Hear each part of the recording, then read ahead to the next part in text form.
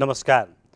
बागमती प्रदेश सरकार र प्रदेशका नागरिक बीच सञ्चारको पुल, नागरिकका अपेक्षा, त्यसलाई पूरा गर्ने प्रदेश सरकारको प्रतिबद्धता, समृद्ध प्रदेशको लक्ष्य प्राप्त गर्न प्रदेश सरकारको प्रयास, योजना, विकास र परिणामको प्रस्तुति कार्यक्रम बागमती प्रदेश डायरी। दर्शकवृन्द, बागमती प्रदेश डायरीमा हामीले प्रदेशका नागरिकको चाहना र जनअपेक्षा पूरा गर्न प्रदेश सरकारले गरिरहेका काम, योजनाहरूको निर्माण र तिनको कार्यान्वयन अनि नागरिकका आवाजलाई प्रदेश सरकारसँगको सहकार्यमा कार्यक्रमको निर्माण गरी प्रस्तुत गर्दै आइरहेका छौँ। दर्शकवृन्द, भूमि सम्बन्धी समस्या समाधान गर्न बागमती प्रदेशका विभिन्न 28वटा स्थानीय तह र भूमि सम्बन्धी समस्या समाधान आयोग बीच द्विपक्षीय समझदारी पत्रमा हस्ताक्षर भएको छ। प्रदेशको राजधानी हेटौडामा गत हप्ता आयोजना गरिएको कार्यक्रममा भूमि सम्बन्धी समस्या समाधान आयोग र स्थानीय तहका पदाधिकारी बीच समझदारी पत्रमा हस्ताक्षर भएको हो। 28वटा स्थानीय तहसँग समझदारी पत्रमा हस्ताक्षर भएसँगै अब बागमती प्रदेशबाट समझदारी पत्रमा हस्ताक्षर गर्ने स्थानीय तहको सङ्ख्या 30 पुगेको छ। समिति गठन गरेर अघि बढाइएको यो कदमले प्रदेशभित्र रहेको भूमि सम्बन्धी समग्र समस्या समाधान गर्ने विश्वास प्रदेश सरकारले लिएको छ। कार्यक्रम बागमती प्रदेश डायरीको यो श्रृङ्खलामा हामीले भूमि सम्बन्धी समस्या समाधानका लागि प्रदेश सरकारले स्थानीय तहहरूसँग गरेको सम्झौता र त्यसको कार्यान्वयनका विभिन्न सन्दर्भहरूलाई समेटेका छौँ। कार्यक्रमको सुरु गरौँ प्रदेशका मुख्यमन्त्री डोरमणि पौडेलको उपस्थितिमा 28वटा स्थानीय तहसँग एकैपटक भएको समझदारी पत्रमा हस्ताक्षर सम्बन्धी यो प्रसङ्गबाट।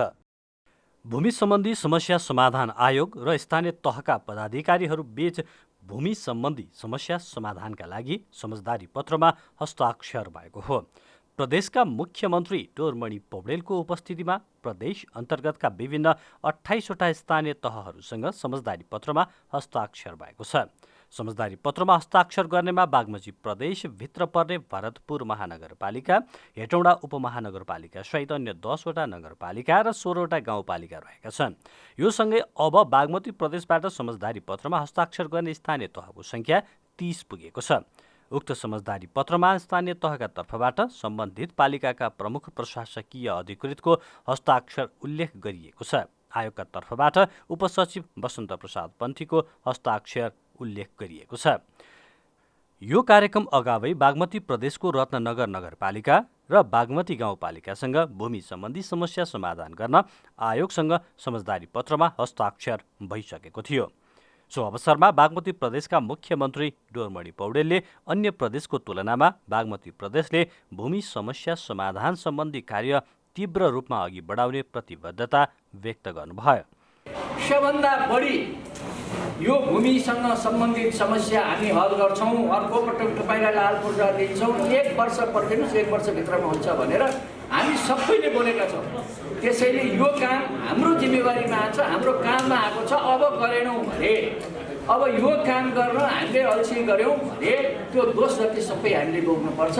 त्यसैले मलाई के विश्वास छ भने हाम्रा साथीहरू नगरपालिका गाउँपालिकाका सबै साथीहरूले अझ बढी सक्रियताका साथ काम गर्नुहुनेछ र उहाँको चिन्तालाई दूर गर्नुहुनेछ र त्यो कमिटमेन्ट सबैको तर्फबाट मैले गरेँ हुन्छ भन्ने मलाई लाग्छ। आयोगका अध्यक्ष देवी प्रसाद गेवालीले भूमिहीनको समस्या समाधान गर्न आयोगले तीव्र रूपमा काम अघि बढाएको जानकारी दिनुभयो। देशका धेरै पालिकाहरूको दशा के छ भने जग्गा जमिनको ठुलो हिस्सा अनौपचारिक छ। यो अनौपचारिक जग्गामा रहेका नागरिकहरूले आफूलाई दोस्रो दर्जाको नागरिक ठानेका छन्। बागमती प्रदेशका भौतिक पूर्वाधार तथा विकास मन्त्री रामेश्वर फुयालले भूमिहीन नेपालीले भूमि प्राप्त गर्ने कार्यमा प्रदेश सरकारले प्राथमिकताका साथ काम अघि बढाएको बताउनुभयो। प्रदेश प्रमुख प्रतिपक्षी दल नेता इन्द्रबहादुर बानियाले भूमि सम्बन्धी समस्या समाधान कार्य पारदर्शी रूपमा अघि बढाउनु पर्नेमा जोड दिनुभयो। आफ्नै जमिन भएर पनि लाल पूर्जा नभएका कारण पुस्तौँदेखि भूमिहीन बनेका प्रदेश अन्तर्गतका नागरिकहरूको समस्या समाधान गर्नका लागि प्रदेश सरकारले अभियान कार्यक्रम सुरु गरेको हो। नागरिकलाई भूमिको स्वामित्व दिलाउन प्रदेश सरकारले धादिङ जिल्लामा पनि सुरुको चरणमा 2वटा स्थानीय तहसँग सम्झौता गरेको छ। धादिङमा कुन स्थानीय तह र कसरी भूमि समस्याको समाधान गरिँदैछ त हेरौँ यो रिपोर्ट। बागमती प्रदेश सरकारले भूमिहीन जनताका लागि जमिनको लाल पूर्जा उपलब्ध गराउने भएको छ। यसै क्रममा प्रदेशभरका अन्य जिल्लाहरूमा जस्तै धादिङको ज्वालामुखी र त्रिपुरा सुन्दरी गाउँपालिकाका भूमिहीनहरूले पनि आफूले भोगचलन गर्दै आएको जमिनको लाल पूर्जा पाउने भएको हो। बागमती प्रदेश सरकारले धादिङ जिल्लाका 2 सहित अन्य 28 स्थानीय तहहरूमा बसोबास गर्दै आएका भूमिहीनहरूका लागि जमिनको लाल पूर्जा उपलब्ध गराउने भएको छ। भूमि सम्बन्धी समस्या समाधान आयोगले लाल पूर्जा वितरणका लागि बागमती प्रदेशका 28 वटा स्थानीय तहहरूसँग सम्झौता गरिसकेको छ। व्यक्तिको 3 पुस्तासम्म आफ्नो नाममा जमिन नभएका भूमिहीनहरू छानबिनपछि मात्रै जमिनको लाल पूर्जा वितरण हुने स्थानीय तहका जनप्रतिनिधिहरूले बताउनु भएको छ। यसरी वितरण हुने जमिनको पूर्जाका लागि स्थानीय तहमा नै एक विशेष छानबिन समिति समेत तयार गरिसकेको ज्वालामुखी गाउँपालिकाका अध्यक्ष विनोद तिमेल सिन्हाले जानकारी दिनुभएको छ। स्थानीय तहको प्रमुखको संयोजकत्वमा एउटा समिति पनि छ, प्राविधिक समिति। त्यो समिति मार्फत हामीले अब यसको काम अगाडि बढाउनेछौँ र अव्यवस्थित रूपमा बसोबासी गरिरहनुभएका नागरिकहरूका लागि, सुकुम्बासी भएर आजसम्म बसिराख्नुभएका नेपाली नागरिकहरूको लागि, जसको आजसम्म उहाँहरूको नाममा जमिन छैन, भूमिहीन नागरिकहरूका लागि यो प्रमाण पूर्जा, जग्गाधनी प्रमाण पूर्जा वितरण गर्ने काम अब हामी सुचारू रूपले अगाडि बढाउँछौँ। हामीलाई त्यो अधिकार आयोगबाट प्राप्त भएको छ। हामीले त्यसको तथ्याङ्क सङ्कलन गर्छौँ। स्थानीय समितिले त्यसको चाहिँ सबै कागजपत्रहरू तयार पार्छ। प्रमाण पूर्जा आयोग मार्फत वितरण हुन्छ। भूमिहीनहरूका लागि उपलब्ध गराउने जमिनको हकमा भने सम्बन्धित स्थानीय तहहरूको अनुकूलमा गराइने त्रिपुरा सुन्दरी गाउँपालिकाका अध्यक्ष शम्भु थापाले बताउनु भएको छ। अहिले हामीले सूचना प्रकाशन गरेका छौँ। सुकुम्बासीहरूलाई फर्म भर्नका लागि गाउँपालिकामा पनि खुला छ र वडामा आएर भर्नका लागि सूचना प्रकाशन गरेका छौँ। हामीले एउटा इकाइ बनाउनु पर्ने रहेछ। अहिले हामीले अमिनको विज्ञापन गरिसक्यौँ।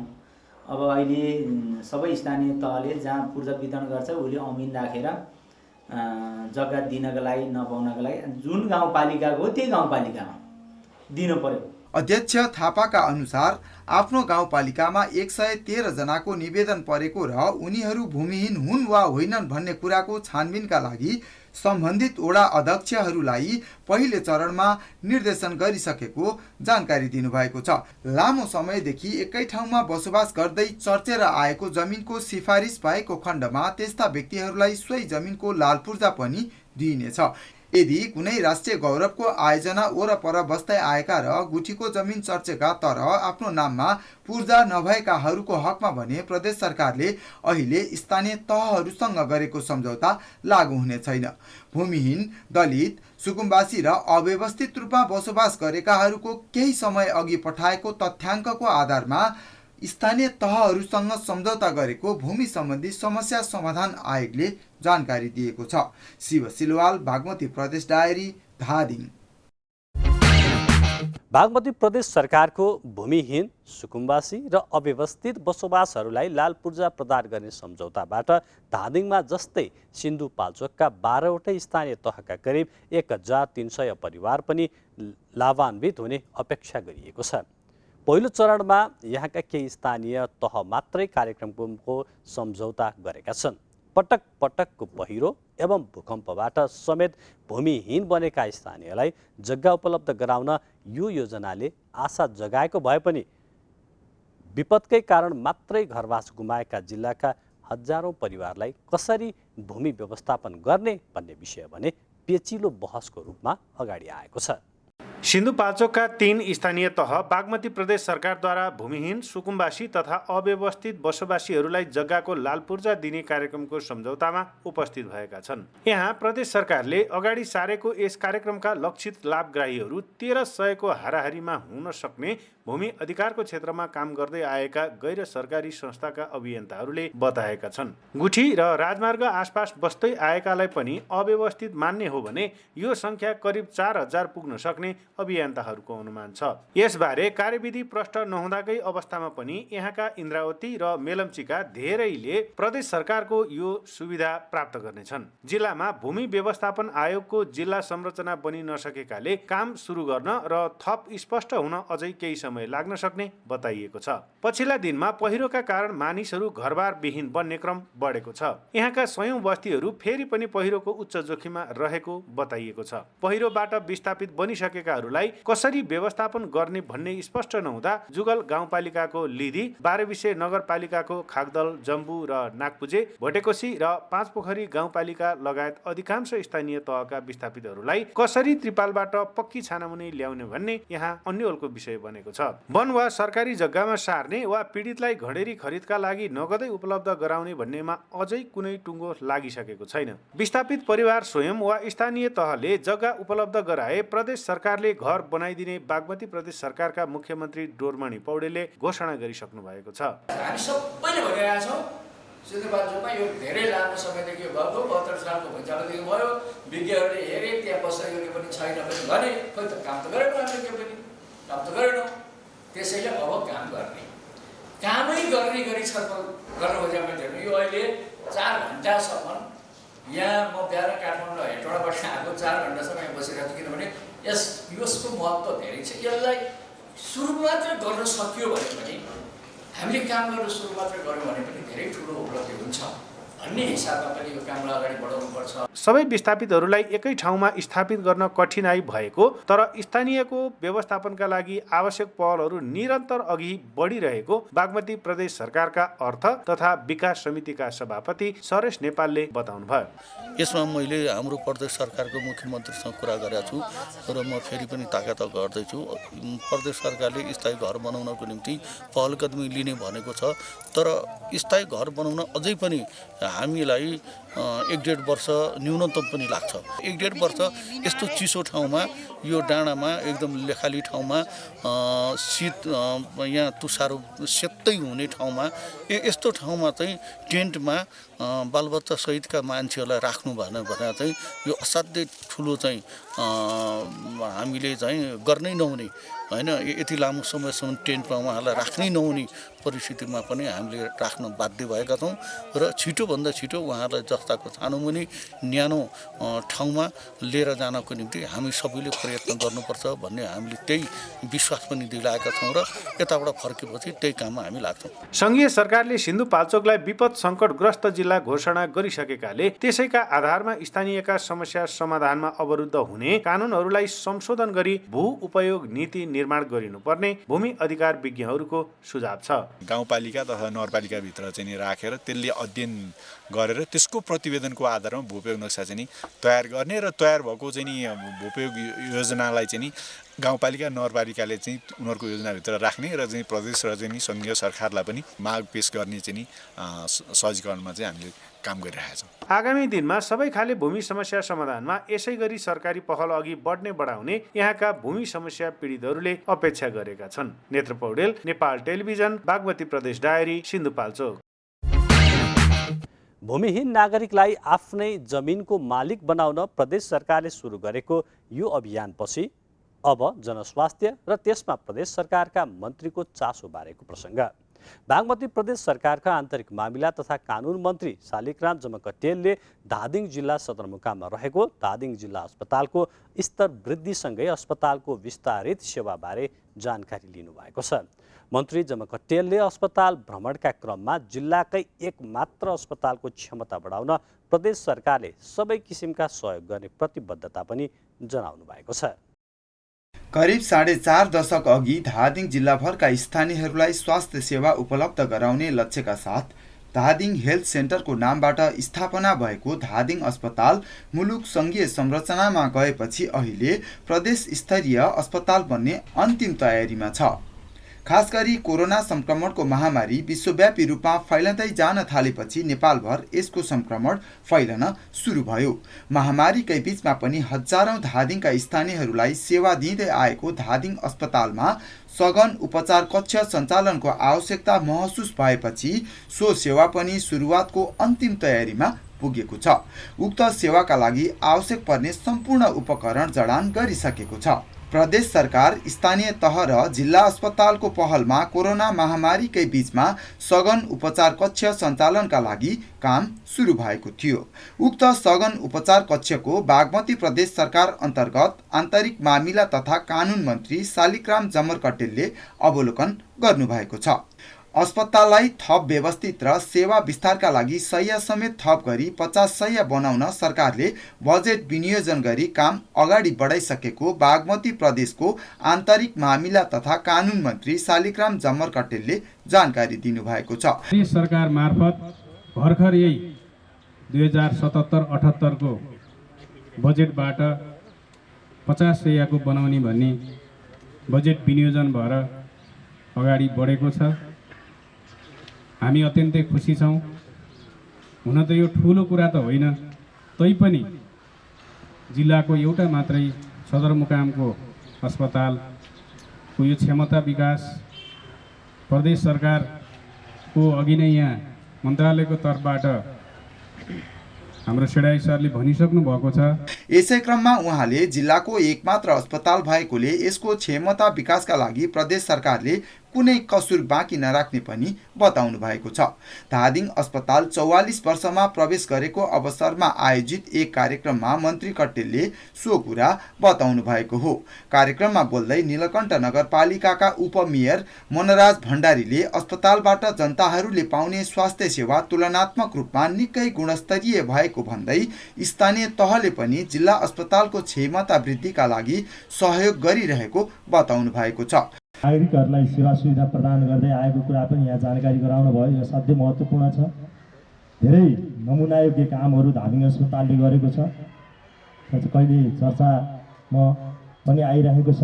अस्पताल व्यवस्थापन समितिका अध्यक्ष महेन्द्र धमलाले पछिल्लो समयमा बनेका नयाँ भौतिक संरचना, दक्ष प्राविधिक जनशक्ति, स्वास्थ्य क्षेत्रमा उपलब्ध नयाँ प्रविधिहरू समेत जिल्ला अस्पतालले भित्र्याउन सफल भएको जानकारी दिनुभएको छ। अस्पताल भनेको जीवनको सुरुवाती दिन हो, अस्पताल भनेको जीवनको अन्त्य दिन हो।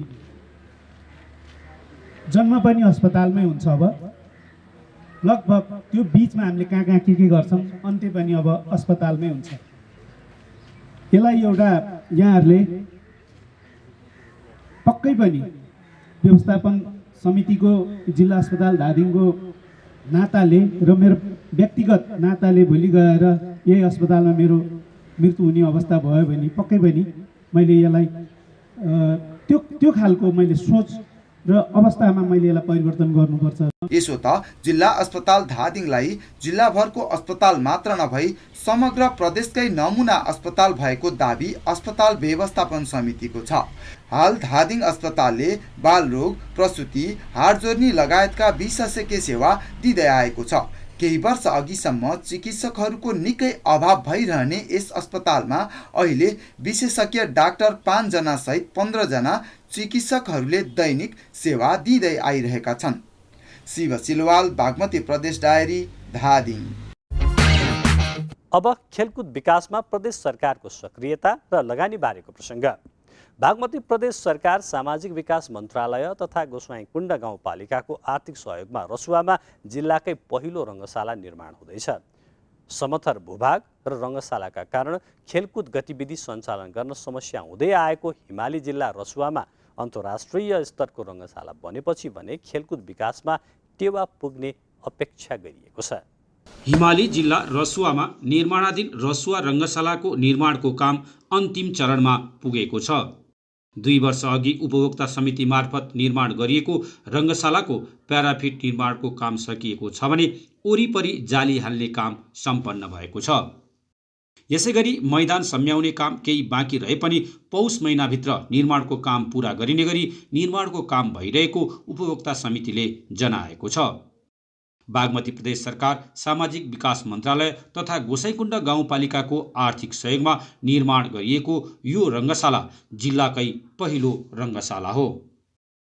रङ्गशाला निर्माणका लागि बागमती प्रदेश सरकारको सामाजिक विकास मन्त्रालयबाट 40 लाख रुपियाँ तथा गोसाइँकुण्ड गाउँपालिकाको 85 लाख गरी 1,25,00,000 रुपियाँको लागतमा रङ्गशाला निर्माण गरिएको गोसाइँकुण्ड गाउँपालिका वडा नम्बर 6 का वडा अध्यक्ष दावा सेदार वाइवा बताउनुहुन्छ। गोसाइकुण्ड गाउँपालिकाको सदरमुकाम धुन्सीमा निर्माणाधीन खेल मैदानले चाहिँ खेल प्रेमीहरूको लागि चाहिँ उत्साहजनक ल्याउनेछ भन्ने विश्वास पनि लिएको छ र रसुवा रङ्गशाला निर्माण गर्नको निमित्त हामीलाई अझै पनि आर्थिकको अभावमा रहेको छ, पूर्ण रूपले सम्पन्न भएको छैन। जुन पूर्ण रूपले सम्पन्न गर्नको निमित्त हामी प्रदेश सरकार र गोसाइकुण्ड गाउँपालिकाले चाहिँ आर्थिक सहयोग गर्नको निम्ति हामी हार्दिक अनुरोध गर्न चाहन्छौँ। बागमती प्रदेश सरकारको सामाजिक विकास मन्त्रालय र गोसाइकुण्ड गाउँपालिकाको विकास निर्माणको साझेदारी कार्यक्रम अन्तर्गत निर्माण गरिएको यो रसुवा रङ्गशाला भौगोलिक रूपले समथर भूभाग अभाव हुँदा रङ्गशाला सानो आकारमा निर्माण गर्नु परेको गाउँपालिकाका अध्यक्ष कैसाङ नोर्बु तामाङले बताउनुभयो। खेल मैदानको अभाव रहँदा जिल्ला स्तरीय खेलकुद होस् वा अन्तर्विद्यालय खेलकुद प्रतियोगिता सञ्चालन गर्न कठिन भइरहेको अवस्थामा सदरमुकाममा सानै भए पनि अन्तर्राष्ट्रिय मापदण्डको रसुवा रङ्गशाला निर्माणले खेल प्रेमीहरूलाई थप उत्साहित बनाउने अपेक्षा गाउँपालिकाले लिएको अध्यक्ष कैसाङ नोर्बु तामाङको भनाइ छ। यो रसुवा रङ्गशाला वास्तवमै सिङ्गो रसुवा जिल्लालाई नै नेतृत्व र यसले चाहिँ अग्रणी भूमिका निर्वाह गरोस् भन्ने उद्देश्यले निर्माण गरिएको यो र यो अन्तर्राष्ट्रिय स्तरमा नै तपाईँको 7x7 जना खेल्न मिल्ने गरेको चाहिँ यो रङ्गशाला निर्माण गरिएको र यसको लगभग अन्तिम चरणमा पुगेको छ। यो निर्माण चरणमा चाहिँ गोसाइकुण्ड गाउँपालिका र बागमती प्रदेशको साझेदारीमा यो रङ्गशाला निर्माण गरिएको र पक्कै पनि यो रङ्गशाला निर्माण पश्चात यस जिल्लामा रहने जति पनि फुटबल प्रेमी खेलाडीहरू हुनुहुन्छ उहाँहरूले चाहिँ एउटा अवसर मिल्नेछ जो त्यो राष्ट्रिय स्तर र अन्तर्राष्ट्रिय स्तरमा आफ्नो कलाहरू प्रस्तुत गर्नको लागि आफ्नै होम ग्राउन्डमा उहाँहरूले चाहिँ यस्ता खाले अभ्यास र टुर्नामेन्टहरूमा चाहिँ सहभागी जनाउने गरी यो रङ्गशाला निर्माण गरिएको। यो रङ्गशालामा करिब 600 दर्शक अट्ने गरी प्याराफिट निर्माण गरिएको छ। यो रङ्गशाला निर्माणपछि खेल प्रेमी युवाहरू उत्साहित देखिएका छन् भने यसको थप पूर्वाधार निर्माणका लागि प्रदेश सरकारबाट थप रकमको अपेक्षा ओडा कार्यालयले गरेको छ। सुशील कोइराला, नेपाल टेलिभिजन, बागमती प्रदेश डायरी, रसुवा। हवस् त दर्शकवृन्द, कार्यक्रम बागमती प्रदेश डायरीको यो श्रृङ्खला यति नै। सबै सहकर्मी साथीहरूसँगै मलाई पनि बिदा दिनुहोस्। नमस्कार।